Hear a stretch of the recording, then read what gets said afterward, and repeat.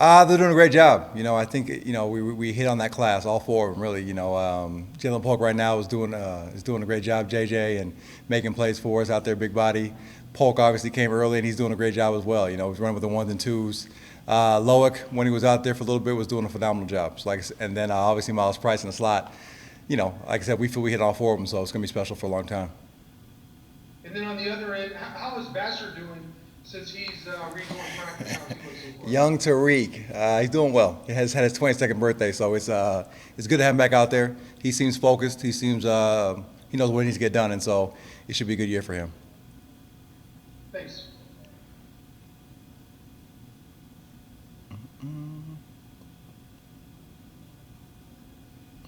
We will go to Don Williams. Hey, Joel. Who would you say has had the best camp of your outside guys? You know what? I'd probably go with Polk. Like I said, he's been the most consistent the whole camp. He's been available, obviously. And then when the balls come his way, he found a way to make plays and just been consistent for the quarterbacks. And that's the thing. A lot of guys have made plays. A lot of guys have made some splash here and there. But just as far as being consistent, I think Jaylen Polk has had a pretty good camp so far. And considering that on the outside you have Eric and TJ, Yep. and Seth Collins coming back, and it seems like you guys normally like to play about 4 or 5 guys on the outside.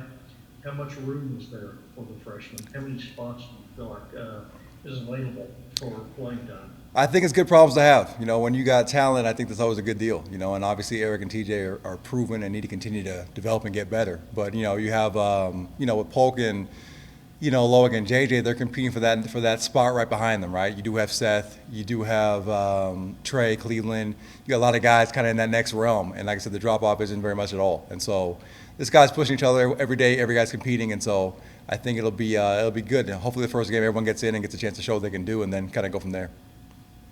I was also curious about a guy who's not in the room, but Keyshawn Carter. Keyshawn. He seems to have similarities with you because you didn't do a whole lot your first 2 years, and then you had that huge game at the end of your sophomore year. Yep. At the Holiday Bowl, and Keyshawn has been an okay contributor, but not great his first 2 years, and then had the huge game at Texas. Can Keyshawn do what you did his last 2 years? I'm hoping even more for him, right? The biggest thing, like I said, we moved him back inside the age, and he's put on good weight. He's holding about 190, and so for him, he's more durable.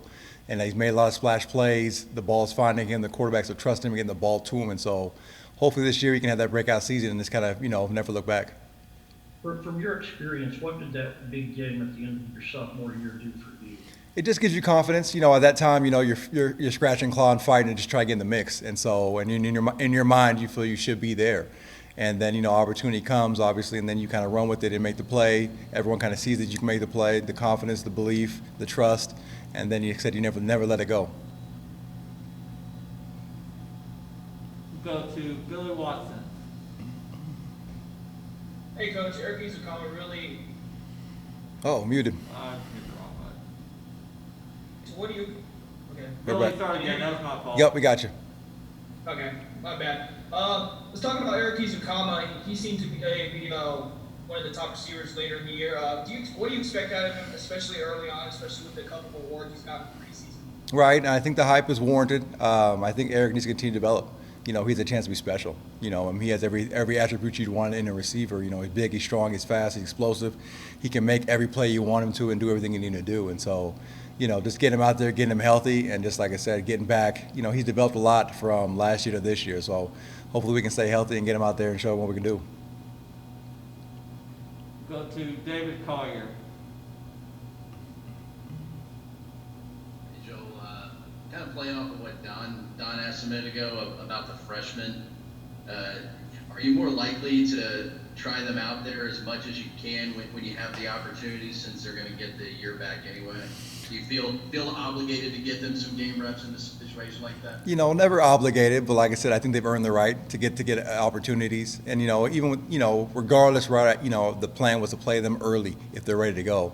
And I think they've all proven they're ready to go. And so, it's been weird, obviously, with the COVID, guys in, guys out. And so I think the opportunity will be there for everyone to get reps, right? It won't be a situation where you can just kind of put a guy out there for 70, 80 snaps and kind of go. And so naturally, a lot of guys will rotate in until they have a chance to show what they can do. Go back to Jared Johnson.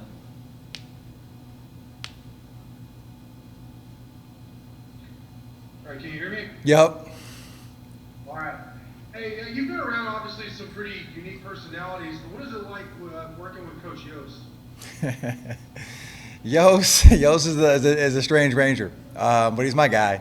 The thing about Yost, like I said, that for me, that's awesome, right? Like I said, he creates an environment where everyone has a voice, and we trust him. He trusts us, we trust him, so everybody works well together, and that's what's been kind of unique with Yost. Obviously he has a vision of what he wants to do. He empowers guys to do their job, and like I said, entrusts us to kind of get that done. And so it's been kind of cool to be here in this element. Trust to be able to get players, trust to be able to develop the players, and then he holds us accountable to do our job. What would you say would be the key for outside receivers in this offense, specifically Coach Yost's offense? Right. Anywhere I go, I feel for me, my mindset, right, we got to make plays, and I think every offense, we have that opportunity to make plays. And so for us, right, obviously we got to be big, strong, fast, and make plays. And obviously blocking is part of the game. But like I said, when opportunities present themselves and one-on-one opportunities, we have to come down with it and be able to be explosive and kind of change the game. Who are some of the better blockers outside for you? We got a lot of big bodies, and so I like that. I don't like these small guys too much, these finesse guys. I like guys who can be strong and kind of hold their weight around there. And they all can do that, anywhere from Caden Leggett to J.J. Sparkman. Obviously, he's 6'5", almost 230 out there, so that always makes it a little easier when you can anchor down. Go to Don Williams to wrap us up. I did not hear that. Sorry about that. Following up on, you mentioned J.J. Sparkman, you said he's almost 230 now? Yeah, he's about 225 right now, looking solid, still moving pretty decent, right? Getting back in game shape. Does he remind you of anybody from your era? Or I tell the guys all the time, right? They all came in a lot more talented than us, and like I said, if we can get them back to that mentality of working hard and kind of overachieving, and they can dominate the game, because like I said, they all have a supreme amount of talent. And so, and they're all young and they're working. And I think this year, like I said, for them, a lot of them get their feet wet. A lot of them have opportunities to make those plays. And like I said, the sky is the limit. Because like I said, those guys have what it takes as far as, athleticism. And so now if I can get their mentality right, we'll be special. Is Jakeem Brandon, is that a valid comparison for Miles Price, or is that Jakeem, that's pretty lofty. I'm hoping he gets there too, you and me both. But Jakeem was special, and that was proven, right? I think Miles is unproven, but has that type of skill set, right? I think obviously Jakeem is faster, but Miles has the ability to make guys miss, and when the ball's in his hand, he really can be dynamic. So it's gonna be fun to see. And Seth Collins, how is his progress been? The old man Seth, he's good, man. Seth's been here going on 6 years, maybe even 7th if he comes back next year, and I'd love to have him. But Seth's proven. Like I said, he's good for the room. He's a vet. He knows how to get open and kind of make things going and kind of can ride the guys. And so, for him, it'd be good to get in the rotation, kind of get in the mix, and just go out there and be present and make plays when we need it. Have you had him more at X or more at Z? Both. I've been dual training him a lot. And most of these guys, honestly, because with the situation here, a lot of guys are getting dual trained. So like I said, we don't feel limited, right? If somebody goes down or something happens, we can put the best guys out there and they can play either side.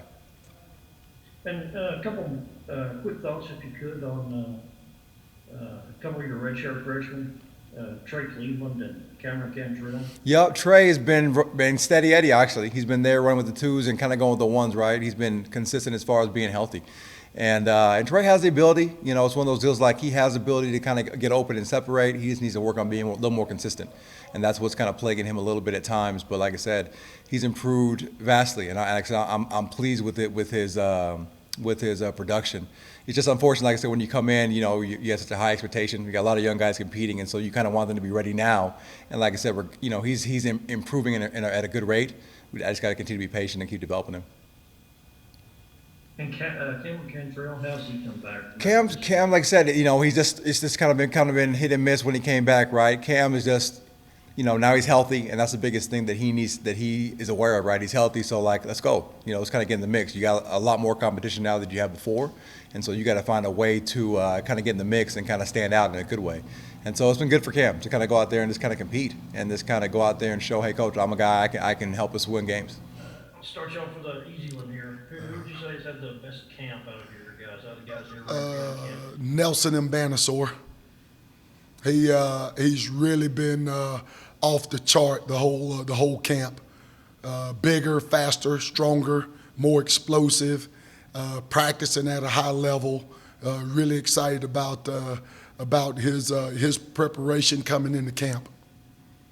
And position-wise, how are you using him? What technique is he like? He's an end. He's either end or tackle. He can do both. Naturally, I know with this season, we've got to cross-train all our guys for depth purposes, so he can play either DN or tackle. And just based on how immediately you said he's the man this month, he's running with the ones, I assume? Both. Him and Eli running with the both. Tony, you probably ask me about him in a little bit. Tony Bradford, and then Jaylen Hutchins are my three guys that's running with the ones. Of course, Nelson can go either way. Devin Drew, my JC signee, was having a really good camp. So he's running in that with that group. So to me, I think I got all ones is how I see it. Really impressed with my guys. How many guys would you like to have in your rotation? I mean, ideally 7. Ideally 7, 2 deep at each position, and then a swing guy. Of course, last year at nose and at end, Eli Howard and Nelson split reps just about right down the middle. Jaylen Hutchins and Nick McCann split reps just about right down the middle. And then Tony Bradford, because he was playing a little bit of defensive end and tackle, got quite a few reps as a true freshman. So you feel like you probably have about, between the experience, with what you have experience-wise, what you have coming in with like a Devin Drew, you feel like you're going to have about 7 guys that you're going to be confident in? I think at least that, including my freshman, who's really been exciting and coming on, Philip Bleedy. Has really been doing a well of a job, big, explosive, really excited about big field too. So he's got a chance to break into that rotation here at some point during the season. Go to Jared Johnson. Speaking of Liddy, where are you playing him right now? He's playing D tackle right now. He's about 6'3" plus, about 280, 85 pounds. But he's playing defensive tackle for me. And then at nose guard, of course, you mentioned Jaylen and Nick, but who would be third? Who would be the next man up? Tony Bradford. Bradford? Yes. Okay. Is that like in different packages? Or No. That's just, hey, when we feel like it, I want to shake it up, get everybody's attention, I just slip Tony over in there. Hey, competition, man. Competition breeds champions. And they tell you the best thing about my group right now is they are competing with each other. They really are. They are brotherhood. They get on each other's tails all day long. And but they're really competing, which is one thing we thought we really needed to do better coming out of last fall. How was Tony looking? He looked bigger. Hey, Tony is big. I'm telling you, he is. But he's holding around 285. He had gotten up a little bit heavier than that earlier during the off season, but he's trimmed some of that back off now, and he's back to his playing weight, which is about 285, 290. And then Gilbert Abenami, where's he playing? How's he looking so far? You know what? Gilbert's been he's been in and out, but Gilbert is gotten bigger, faster, stronger. I'm excited about him. He was moving along really well earlier in camp, and then it slowed a little bit. But Gilbert's got a lot of ability, and was really doing a really good job for me. And of course, he's about 285, 90 pounds. So him and Tony's done a great job in our strength and training program under Scholes of their diets and wanting to grow, get bigger. We need them to bigger, faster, stronger, and they have. Thanks. Yep. Have any other questions? I see Don Hey, going. Matt, I have a question. All right. All right. I apologize. I'm going to ask you to probably repeat yourself here because you're throwing a whole lot at us. The guys you see primarily as tackles or at your tackle position, or you're kind of 1, 2, 3 there, so. Yep, that'd be Tony Bradford, Devin Drew, and Philip Bleedy. Okay. And what would you say, as a group, what are you harping on with these guys that you want them to do better than last year? Run to the football. Numbers, population to the ball. Just playing at a high level and then being relentless. Once the ball is out of your gap or outside or the ball is gone, the quarterback actually threw the ball. Just turning, breaking. We call it breaking the stack, right? Turn and run to the football like your hair's on fire. Going back to Embanassor for a moment, what would you say has been the biggest difference for him, that the key for him for the light to come on, so to speak? Is it simply a matter of experience and being a guy who's been in the program now starting his 4th year? I think Nelson knew last year how he played. He knew, he the best thing about him, is with me. I communicate what they need to improve upon week to week as we go through the season, and he just took everything to heart. And when we had our exit exam at the end of the season, he took everything that I said to heart and went to work immediately on it and just made a conscious decision, I think, just to, hey, I'm going to get better at all these things that Coach told me to work on. And you know what? About the first time I've ever seen it where a guy is actually improved on every single thing that we talked about. And I mean, I'm excited to turn him loose and let him go. What are some of those things? You know what? Get off, his pursuit, his level of finish, being aggressive, get off blocks, just natural defensive line tech and play. And I think for him, moving down into the position, playing a little more inside, heavier technique was not natural to him, which is why he's bigger, faster, stronger right now. Another guy, Tyree Wilson, what's your initial impression of him? Explosive, athletic, big. Same thing, we and the guys, we always talk about, though, West Texas tough, baby. West Texas tough, and just getting into our mindset. But athletic-wise, oh, son, it's off the chart, the ability that he has. And he's a great young man, character-wise, attitude-wise, everything like that. So he's going to bring a lot to the table. You haven't heard anything yet on whether you've got a waiver on him? Have not yet, no. Go to Billy Watson. Hey, Coach, you talked a lot of individual players. Coach Wells mentioned that he thinks this team is better than last year's. For your position group, what do you say? Do you agree with that statement, or what's your thinking on that so far? You know what? As a group, yes. We lost a big piece in losing Broderick Washington. We lost a leader. We lost a dominant physical presence up front. But now with the maturity of the guys, they everybody that's returning, with the exception of Devin, played last year and played meaningful reps. And so with all the experience that we're bringing back as a unit, I would have to say yes, we are. Just across the board with my depth and with the guys' level of competition, I don't think there's any doubt that we are better. Go to Jared Johnson, then we'll go to David Collier to finish. Coach, I wanted to ask about LB Moore. I know he's young and, Coach wanted to put some weight on him, but what does he bring? What has he shown so far? I tell you what, he's had some flashes, and naturally we're just trying to grow him a little bit. We got to put a little more meat on him, although he tells me every day he give me his weight every single day. I like that because he's thinking about it and he's working on it.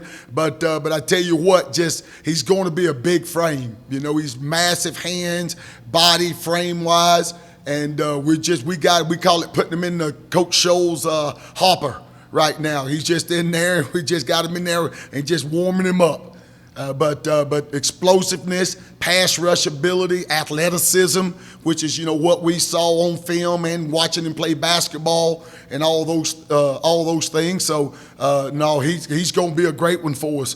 And of course he's just got to keep working too, because this year he may have to play. And he knows that, and he's working his tail off. At some point, we tell him, guys, hey, you're never redshirt until you redshirt yourself in your mind. Now, that's what we tell them, that when you redshirt yourself in your mind, your work changes and everything like that. I won't allow them to do that. We're working every single day to get better. And like I said, in this year, he may have to play, and I wouldn't have a problem playing him if we have to. What is he up to weight-wise? He's pushing toward 250. Okay. We'll go to David Collier, then Don Williams. All right, Coach, kind of following up off of what Billy was talking about, every position group seemed to have gotten better. We've heard all during camp about the linebackers and the depth and all those additions they've had in the secondary. How has that played out and helped you guys in the limited time you've been able to work as a group in your small scrimmages? How have they helped you overall? I just think the mindset for the entire defense and team.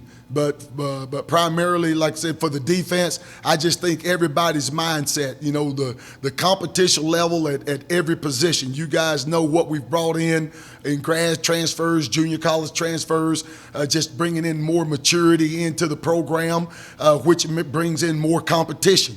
And so, and I think that's the biggest thing, that every position or have been in competitive battles, and naturally everybody's got to elevate their game.